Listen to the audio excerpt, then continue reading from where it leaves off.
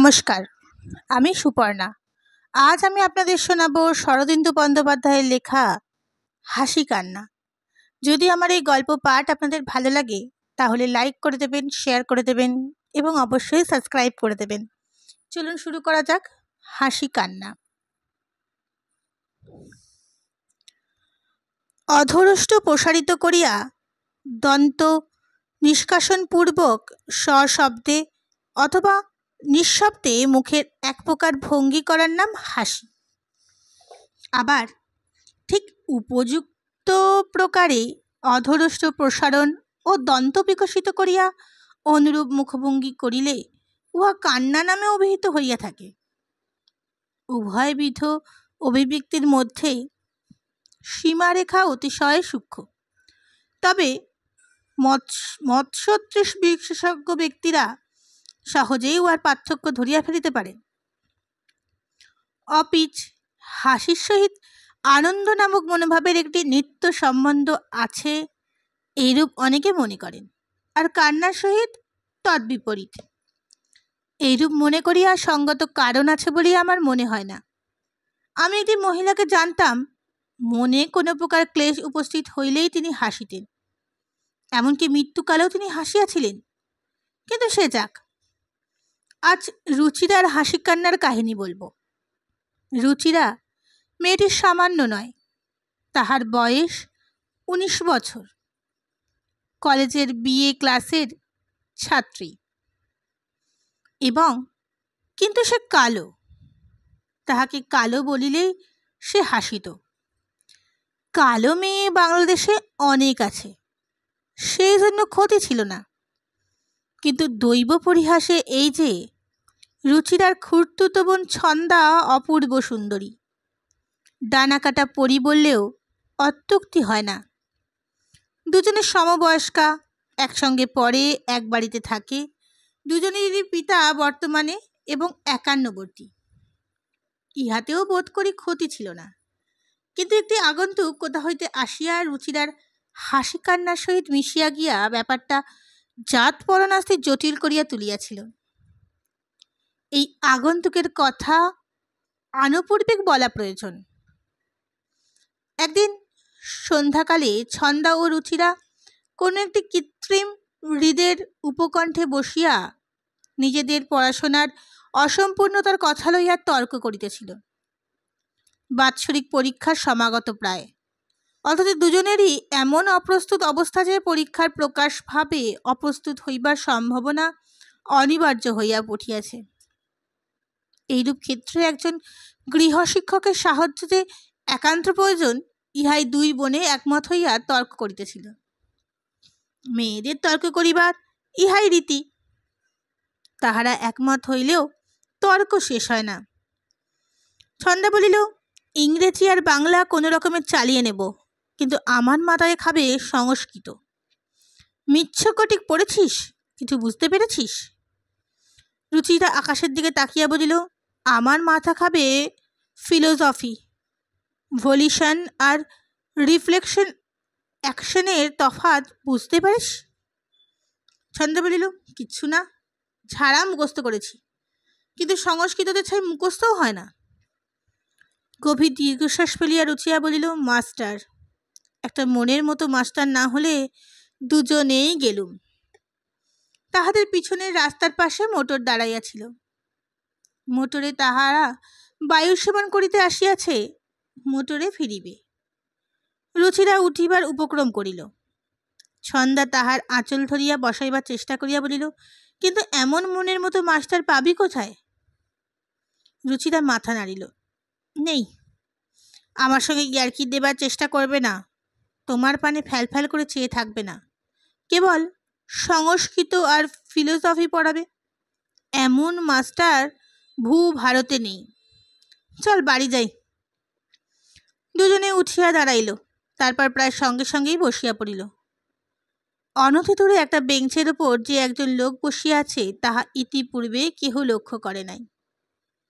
এখন লোকটি তাহার সম্মুখে আসিয়া একবার করযুগল যুক্ত করিয়া দাঁড়াইল। গম্ভীর স্বরে বলিল, মাফ করবেন, আপনারা কি মাস্টার রাখতে চান? ছন্দা ও রুচিরা নির্বাক হইয়া লোকটির পানে তাকাইয়া রহিল। টুইলের হাফ শার্ট পরা যুবক, মাথায় চুপ এলোমেলো, চোখের দৃষ্টির গাম্ভীর্য, অধরষ্ট একটু ছেলে মানুষী ভাব। কিছুক্ষণ দম লইয়া রুচিরা ক্ষীণ স্বরে প্রশ্নের উত্তর দিল, হ্যাঁ। যুবক বলিল, তাহলে যদি আপত্তি না থাকে আমি আপনাদের পড়াতে পারি। মিৎস্যকটিক একটি বস্তুতান্ত্রিক নাটক। ইবো সেন অমন নাটক লিখতে পারলে নিজেকে ধন্য মনে করতেন। আর ভলিউশন আর রিফ্লেকশন অ্যাকশনের তফাৎ আমি 1 মিনিটে বুঝিয়ে দিতে পারি।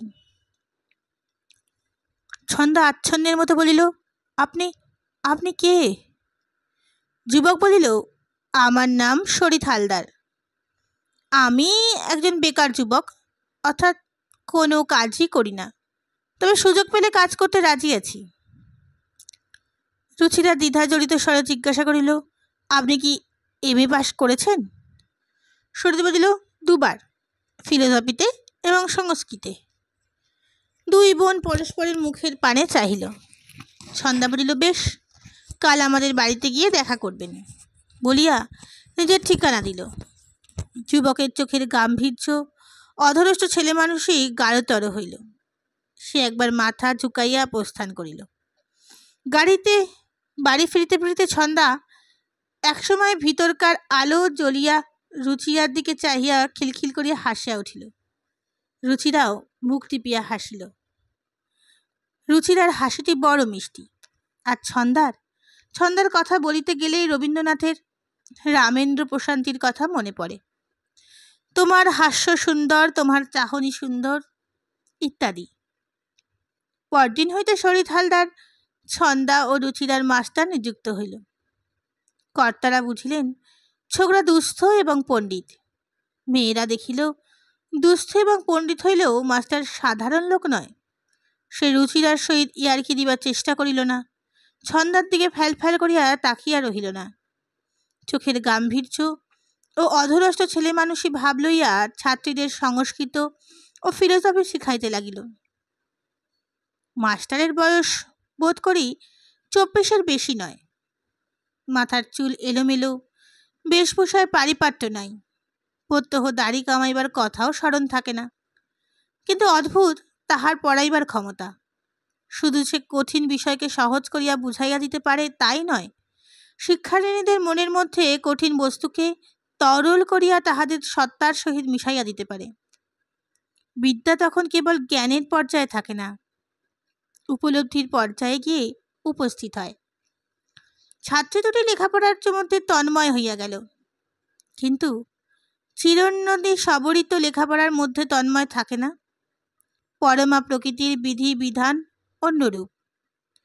ছন্দা ও রুচিরার সুগহন অন্তর্লোক হইতে গোপনে গোপনে যে দ্বন্দ্বের প্রতিক্রিয়া আরম্ভ হইয়া যায়, তাহারা নিজেরাও ভালো করিয়া জানিতে পারে না।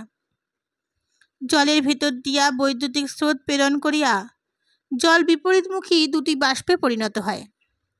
হাইড্রোজেন আগুনের সংস্পর্শে জ্বলিয়া ওঠে, অক্সিজেন নিজে না জ্বলিয়া অগ্নিকে আরও দীপ্তিমান করিয়া তোলে। আশ্চর্য প্রকৃতির ইন্দ্রজাল। ছন্দা ও রুচিরা এতদিন জলের মতো ওতপ্রোতভাবে পরস্পর মিশিয়া ছিল, এখন যেন বিদ্যুতের সংস্পর্শে দ্বিধা হইয়া গেল। কবে এবং কখন এইসব বৈজ্ঞানিক প্রক্রিয়া ঘটিল তাহা কেহ জানিল না। দুজনে পরিবার ঘর একই, একটি টেবিলের দুপাশে বসিয়া দুজনে পড়াশোনা করে। মাস্টার আসিয়া তৃতীয় দিকে বসেন এবং নিরপেক্ষভাবে 2 ছাত্রীর পানে পর্যায়ক্রমে তাকাইয়া শিক্ষাদান করেন। মাস্টারের এই অটল নিরপেক্ষতা বুঝি বা অন্তরে অন্তরে অনর্থের সৃষ্টি করে।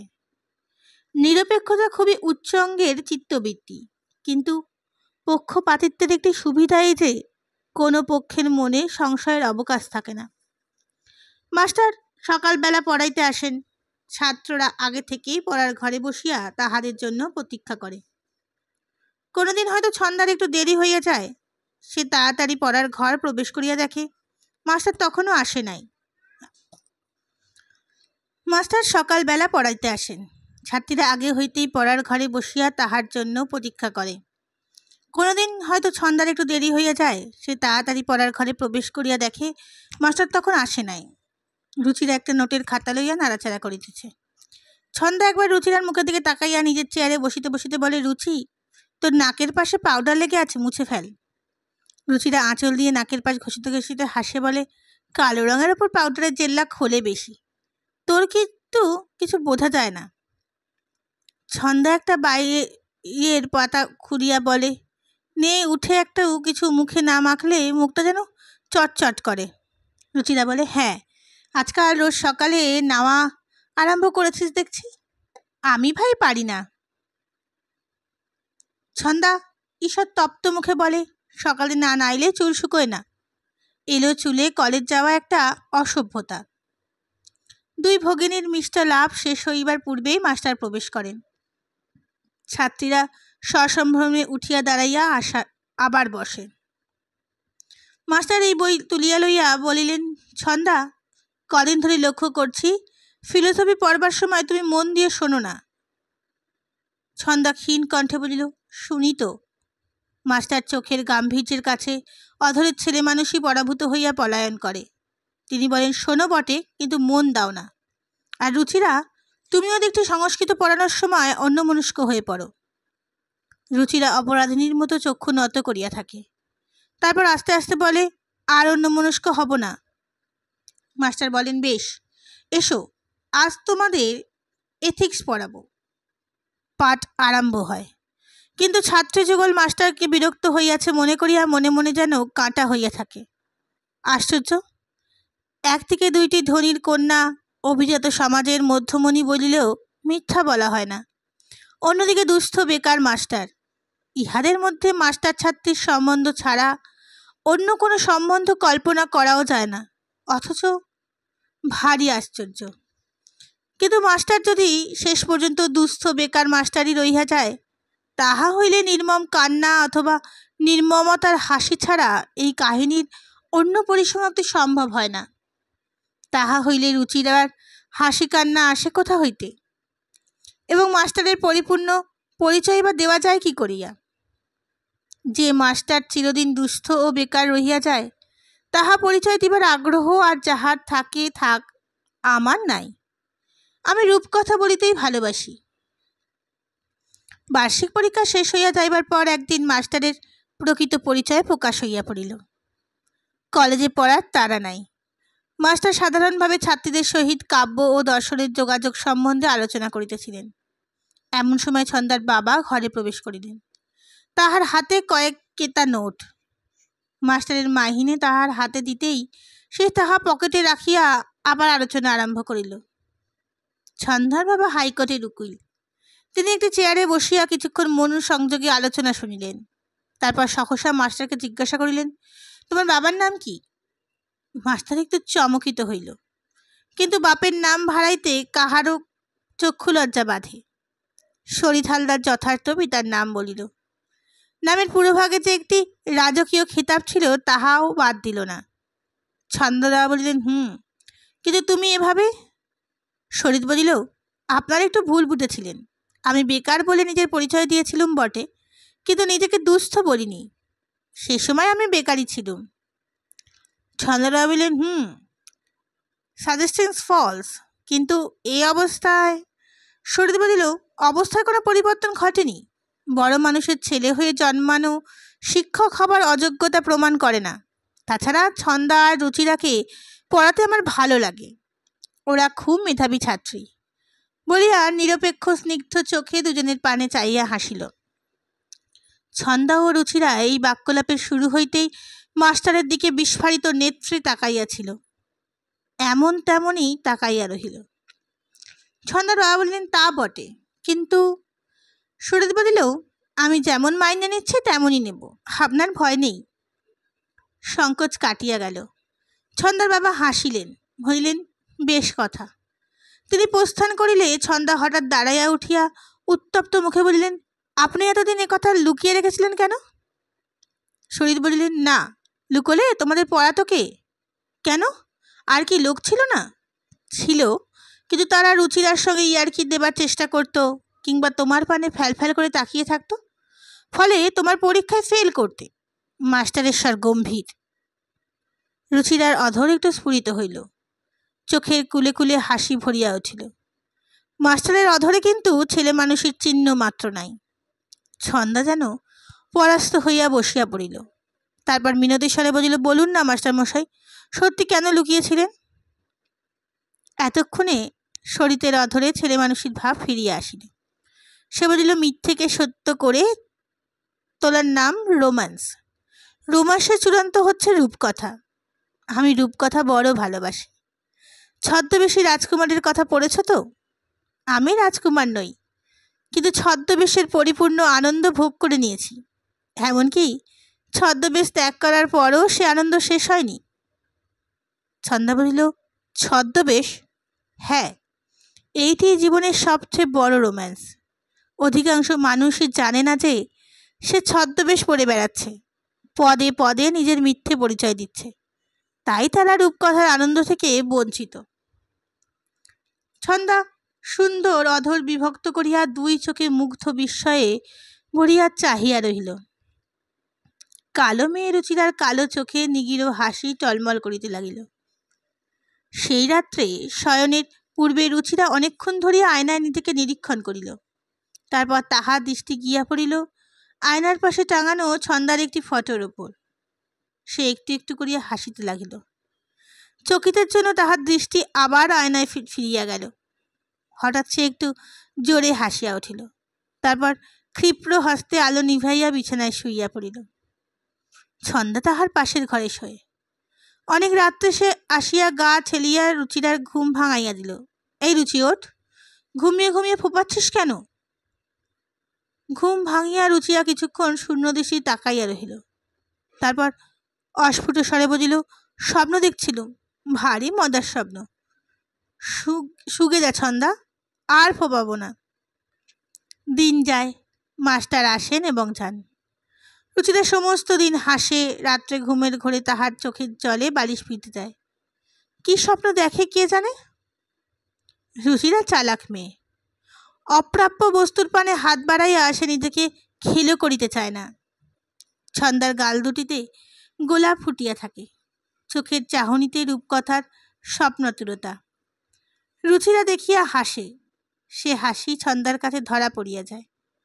ছন্দার কপাল হইতে বুক পর্যন্ত রাঙা হইয়া ওঠে, কিন্তু মুখ ফুটিয়া কেহ কিছু বলে না। রুচিরা আগের মতো ঘরে বসিয়া মাস্টারের প্রতীক্ষা করে না। মাস্টার আসিয়াছেন খবর পাইলে কোনো মতে হাত ফের দিয়া চুলগুলো জড়াইয়া নিচে নামিয়া যায়। নত নেত্রে বসিয়া অখণ্ড মনোযোগে মাস্টারের বক্তৃতা শোনে। তারপর পাঠ শেষ হইলে একটু হাসিয়া দুজনের প্রতি চকিত দৃষ্টিপাত করিয়া চলিয়া যায়। মাস্টার হয়তো সবই লক্ষ্য করেন, কিন্তু তাহার তুরাদণ্ডের মতো নিরপেক্ষতা তিলমাত্র বিচলিত হয় না। চোখের গাম্ভীর্য ও অধরের চটুলতা আরও পরিস্ফুট হয় মাত্র। একদিন সকালে মাস্টার পড়াইতে আসিলেন না। ছন্দা টেবিলের সম্মুখে বসিয়া ছটপট করিতে লাগিল। মুহুর্মুহু দেওয়ালের ঘড়ির সঙ্গে চোখাচোখি হইল। ঘড়ি নির্বিকার মুখে টিকটিক শব্দ করিয়া চলিল। রুচিরা নিবদ্ধ চিত্তে মুৎসকটি পড়িতে পড়িতে মৃদু হাসিতে লাগিল। সকাল কাটিয়া গেল। ছুটির দিন ছিল। বৈকাল বেলা রুচিরা পড়ার ঘরে অলসভাবে বসিয়া একটা খাতায় হিজিবিজি কাটিতেছে। অযত্নবদ্ধ চুলগুলো কাঁধের ওপর খসিয়া পড়িয়াছিল। অন্য মনস্কভাবে খাতায় লিখিল, যাহারা ঢল ঢল ঢল নয়ন শতদল, তারই আঁখি জল সাজে গো।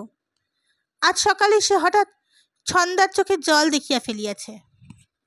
নানা আবোল তাবোল চিন্তার মাথায় আসিতে লাগিল। মগ্ন চৈতন্য জিনিসটা কি? যত নিগৃহীত আশা আকাঙ্ক্ষা সব কি ডানা ভাঙা পাখির মতো সেখানে গিয়ে আশ্রয় লয়? মিচ্ছকটিকে ধূতার চরিত্রটি কেমন? নিজের স্বামীকে বসন্ত সেনার হাতে তুলিয়া দিল, কিন্তু ছন্দার বাইরে যাইবার বেশ ঘরে প্রবেশ করিয়া বলিল, রুচি, আমি মাসিমার বাড়ি যাচ্ছি, তার কি হয়েছে ডেকে পাঠিয়েছেন। কবিতার পংক্তিগুলি কাটিতে কাটিতে রুচিরা বলিল, আচ্ছা। ছন্দা যেন আরো কিছু বলিবে এমনিভাবে একটু ইতস্তত করিয়া চলিয়া গেল। রূপকথার রাজপুত্রেরা ছদ্মবেশ পড়িয়া কিসের খোঁজে বাহির হন? 700 রাক্ষসিনীর পান এক ভোমরা, সাপের মাথার মানিক, অপরূপ রূপসী রাজকন্যা। পাশের ঘরটা ড্রয়িং রুম, সেখানে টেলিফোনের ঘন্টি বাজিয়া উঠিল। রুচিরা অলস পদে উঠিয়া গিয়া ফোন ধরিল। কে আপনি? ভারী গলায় জবাব ছিল, আমি শরিত। তুমি কে? রুচিরা? রুচিতার গলা যেন বুঝিয়া গেল। হ্যাঁ, আজ আসেননি কেন? কাজ ছিল। হাসিবার চেষ্টায় রুচিরার গলা কাঁপিয়া গেল। আজ আপনার প্রথম কামাই, জরিমানা হবে। জরিমানা করবে কে? ছন্দা। ও ভালো। শোনো, তোমার বাবা কাকাবুরা এরা বাড়িতে আছেন? হ্যাঁ, আজ ছুটি। কেন? দরকার আছে। আমি আধ ঘন্টার মধ্যে যাচ্ছি। তোমাদের না হয় পড়িয়ে আসবো। একটু ইতস্তত করিয়া, ছন্দা নিশ্চয়ই বাড়ি আছে? না, ছন্দা মাসিমার বাড়ি গিয়েছেন। মনে হইল তার অপরের প্রান্ত হইতে একটা দীর্ঘশ্বাস ভাসিয়া আসিল। রুচিরা হঠাৎ ধৃষ্টতা করিয়া বসিল। দুঃখ হচ্ছে বুঝি? রুচিরা, তোমরা আমার ছাত্রী না? দোষ করেছি? মাপ করুন। আচ্ছা, তুমি বাড়িতে থাকবে তো? থাকবো। আমি যাচ্ছি। হ্যাঁ শোনো, একটা কথা জানো? কি? হাসি কান্নার মতো দীর্ঘশ্বাসেরও দুরকম মানে হয়। বুঝতে পারছি না। হাসি থেকে খালি আনন্দই বোঝায়? কান্না কি কেবল দুঃখেরই প্রতীক? এখনো বুঝতে পারছি না। আচ্ছা, আমি যাচ্ছি। রুচিরা ফিরিয়া আসিয়া পড়ার ঘরে বসিল। নিতান্তই স্ত্রী স্বভাবশত নিজের বেশভূষার দিকে দৃষ্টি পড়িল। শাড়িটা আধ ময়লা, ব্লাউজ এককালে নতুন ছিল, এখন ধোপার কল্যাণ স্থানে স্থানে রং উঠিয়া গিয়াছে। তাও হোক, ক্ষতি কি? অসহিষ্ণু হস্তে স্খলিত চুলগুলো রুচিরা টান করিয়া পিছনে জড়াইল। চুলগুলো একটা জঞ্জাল। মেমেদের মতো বব করিলে কেমন হয়? দ্বৈপাহরিক বিশ্রাম শেষ করিয়া বাবা ও কাকা ড্রয়িং রুমে আসিয়া বসিলেন। তাহাদের কথার গুঞ্জন মাঝে ভেজানো দরজা দিয়ে অস্পষ্টভাবে আসিতে লাগিল। আধ ঘন্টা কাটিল। একটি পরিচিত পদধ্বনি পড়ার ঘরের সম্মুখে গিয়ে ড্রয়িং রুমের গালিচার উপর বিলুপ্ত হইল। বাবা ও কাকার সম্ভাষণ শোনা গেল, এসো শরিত। তারপর তাদের বাক্যালাপ আর গুঞ্জন ধ্বনিতে পর্যবসিত হইল। 5 মিনিট, 10 মিনিট, কথা যেন আর শেষ হয় না। রুচিরা উঠিয়া একবার ভেজানো দরজার সম্মুখে গিয়ে অলস নিঃশব্দ পদে হাঁটিয়া গেল। শরিতের কণ্ঠে 2-3টি কথা তার কানে গেল। সে আবার পা টিপিয়া টিপিয়া নিজের স্থানে আসিয়া বসিল। ও, এই কথা! টেলিফোনের কথাবার্তার ভঙ্গি হইতে রুচিরার বোঝা উচিত ছিল বিবাহের প্রস্তাব। পাতির নামটি শোনা না গেলেও ছন্দা ছাড়া আর তো কেউ হতে পারে না। আরও অনেকক্ষণ তন্দাচ্ছন্নের মতো রুচিরা বসিয়া রইল। স্বপ্ন কখনো মিথ্যে হয়? সহসা চমক ভাঙিয়া সে দেখিল শরিত আসিয়া টেবিলের ওপর পাশে দাঁড়াইয়াছে। তাহার অধরের ছেলে মানুষই কোনো অভাবনীয় উপায়ে চোখের মধ্যে সঞ্চারিত হইয়াছে। রুচিরা সাহসে উঠিয়া দাঁড়াইল। শরিত অপকট কঠোর স্বরে বলিল, ফাজিল মেয়ে, কি করেছি? শরিত উত্তর না দিয়ে তাহার পানে কেবল কপট কঠোর চোখে চাইয়া রহিল। রুচিরা তখন কৌতুক তরল হাসিতে হাসিতে বলিল, বসুন মাস্টারমশাই। আচ্ছা, এখনো কি আপনাকে মাস্টারমশাই বলতে হবে?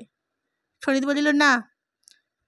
তারপর যেন একটু বিবেচনা করে বলিল, এখন তুমি আমাকে ওগো বলতে পারো। কর্তার অনুমতি দিয়েছেন। অদম্য আবেগে টেবিলের ওপর মাথা রাখিয়া রুচিরা কাঁদিতেছে।